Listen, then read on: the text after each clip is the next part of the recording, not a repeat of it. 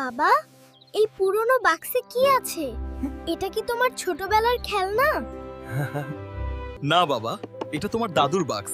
তিনি এটা আমাকে দিয়েছিলেন, বলেছিলেন স্বরের সময় এটা খুলতে।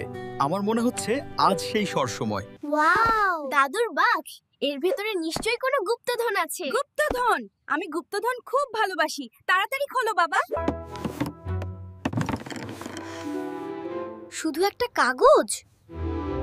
এটাই গুপ্তধন? আমি কথা বলি না, কিন্তু জ্ঞানের সাগর বিলিয়ে দিই।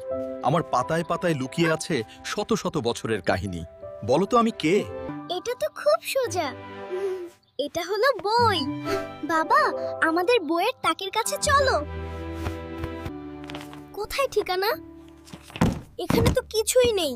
আমার আর ভালো লাগছে না। এই খেলাটা খুব কঠিন। কি হয়েছে আমার সোনামণিদের?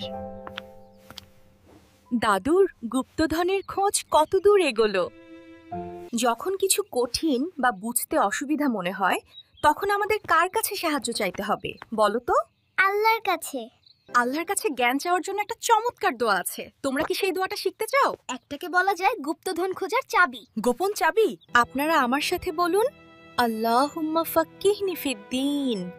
আল্লাহুম্মা ফাক্কিহনি ফিদ্দীন। বাবা, ধাঁধাটা বলেছিল জ্ঞানের সাগর রক্ষারা। আমাদের জ্ঞানের সবচেয়ে বড় বই হলো কুরআন শরীফ। পেয়েছি। পেয়েছি পেয়েছি। গোপন চাবি কাজ করেছে।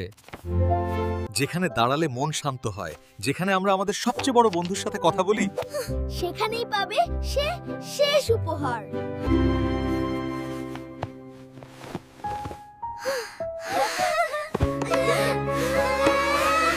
এটা